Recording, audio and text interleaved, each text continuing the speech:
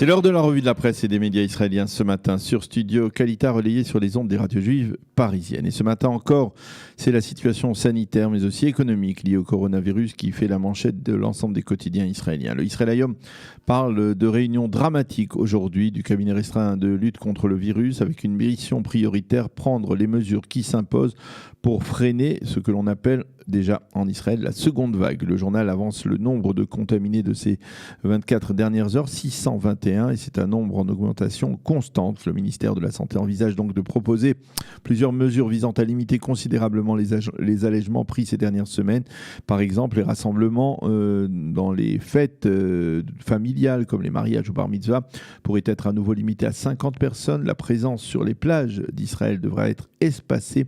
Et enfin, dans les classes de l'été, l'école de l'été, la réinstauration du système des capsules. Et le vice-ministre de la Santé affirme que l'instauration de mesures restrictives aujourd'hui évitera un confinement dans 2 semaines. Les propriétaires des salles de fête craignent justement que le gouvernement ne fasse machine arrière et n'autorise plus que des fêtes avec 50 personnes et non 250 comme actuellement. Et ils mettent en garde, si nous faisons marche arrière, nous serons les premiers à nous effondrer. Conséquence directe de ce rebond étonnant dans le nombre de malades, l'Europe a fermé ses portes aux Israéliens. À partir du 1er juillet, elle réouvre certes ses frontières à l'ensemble des pays qui la composent et donc par conséquent les Israéliens qui pensaient pouvoir se rendre en Europe dans les prochains jours vont devoir abandonner leur projet. Mais ce n'est pas tout, même les touristes européens qui avaient envisagé de venir visiter l'État d'Israël devront se trouver une autre destination. Une telle décision, si elle est confirmée, risque de porter un coup fatal aux compagnies aériennes. Le directeur de l'IATA, l'organisation des compagnies aériennes en Israël, affirme que la poursuite du gel de l'activité de ces compagnies représente un véritable danger existentiel. Il calcule que les pertes de ces compagnies se montent à quelques 8,3 milliards de dollars. Les quotidiens israéliens soulignent que la ville israélienne qui porte un nom de mer, Bat Yam, a dû priver ses habitants de mer et de plage durant le week-end en raison des pics de contamination. De même, les synagogues de la ville ont été fermées durant le Shabbat. Et enfin, le Israël Hayom nous fournit une donnée impressionnante. Plus de 10 millions de personnes sont contaminées à travers le monde aujourd'hui. Le Yediot Aharonot, lui aussi, nous parle de ces données, mais il se focalise plutôt ce matin sur les répercussions de la crise économique aiguë en Israël. En manchette, le Yediot Aharonot nous dresse des données qui prouvent la situation dramatique du marché du travail dans 6 grandes villes. À Jérusalem, par exemple, le nombre de sans-emploi est passé de plus de 9000 avant le début de l'épidémie, c'est-à-dire en février dernier, à plus de 82 000 aujourd'hui. De 8 000 à 58 000 à Tel Aviv, à Bnei Brak de 2 800 à 17 300, à Haïfa de 4 300 à 28 000, à Tyra, une grande localité arabe de Galilée, de 207 à 2800 et à Beersheva de 3600 à 20 000. Et si vous le souhaitez, vous pouvez consulter en page 3 la liste détaillée de l'ensemble des localités et leur situation avant et après le passage du corona dans le domaine de l'emploi. Et ce n'est pas le pire, car le pire, c'est que le 1er juillet, plusieurs dizaines de milliers de chômeurs ne recevront plus les allocations chômage qui, déjà en Israël, sont nettement moins élevées et moins généreuses qu'en France, puisque, pour le rappeler, la France fournit à ses chômeurs jusqu'à 84% de leur salaire initial, alors que l'État d'Israël, lui, ne dépasse pas dans les meilleurs des cas les 70%. Le ministre des Affaires sociales, Itzik Shmouly, lance un appel urgent à prolonger ces allocations chômage pour près de 250 000 personnes qui risquent de se retrouver totalement démunies à partir du 1er juillet prochain. C'est une bombe sociale à retardement qui risque de nous exploser à la figure, affirme-t-il ce matin.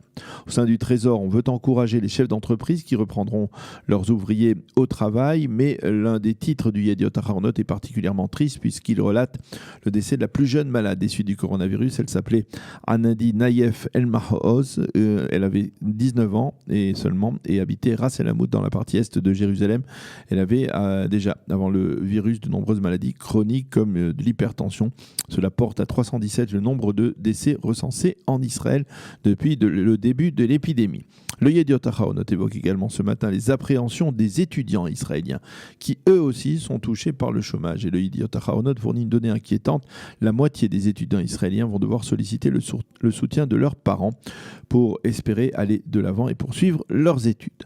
Le second dossier en ce début de semaine, c'est bien évidemment celui de l'instauration de la souveraineté israélienne sur une partie de la Judée et de la Samarie, prévue pour le 1er juillet prochain. L'histoire au-delà des monts de Judée et de Samarie, c'est le titre poétique, on va dire, qu'a trouvé ce matin le Israelium pour évoquer cette semaine déterminante qui pourrait se terminer donc par un changement de statut des implantations d'une partie de la Judée et de la Samarie. Le quotidien gratuit annonce que les dirigeants israéliens vont rencontrer, en perspective donc de ce 1er juillet, le conseiller du président Trump pour le Proche-Orient, Avi Leibovitch, qui a fait le déplacement jusqu'en Israël. Ils essaieront ensemble de tracer une carte définitive de l'instauration de la souveraineté, une carte que personne ne connaît apparemment pour l'instant, à l'exception bien entendu de Binyamin Netanyahou et de ses proches collaborateurs. De l'avis général, dans un premier temps au moins, cette carte devrait marquer la souveraineté israélienne uniquement sur les grands blocs d'implantation que sont Ma'ale Adumim au nord de Jérusalem et le Gush Etzion au sud, peut-être également aussi dans le bloc d'Ariel. On dessine les cartes, titre ce matin en page 10 et 11, le Israël Hayom.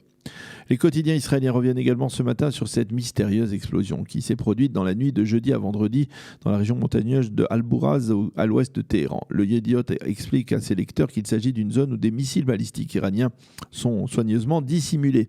Alex Fishman, le correspondant militaire du journal, explique qu'en dépit des sanctions économiques imposées par les Américains, en dépit de la baisse du prix du pétrole et en dépit de l'épidémie du coronavirus, eh bien les Iraniens poursuivent comme si de rien n'était le développement de leurs missiles balistiques, et cela inquiète les Israéliens et pas seulement les Israéliens, explique donc Alex Fishman ce matin dans le Yediot Ahronoth.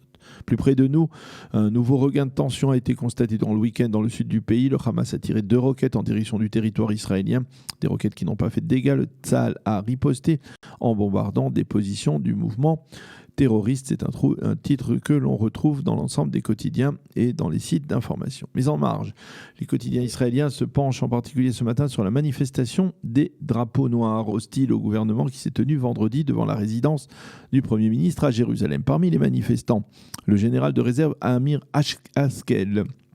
Selon les images filmées sur place, on le voit prendre la parole avec un microphone et affirmer que les valeurs sur lesquelles il a éduqué ses soldats au fil des ans sont en train de s'évaporer, même de s'effondrer. Mais ensuite, on ne sait pas pourquoi et comment Amir Haskel a été arrêté par des officiers de police et conduit, menotté devant un juge pour une prolongation de sa garde à vue.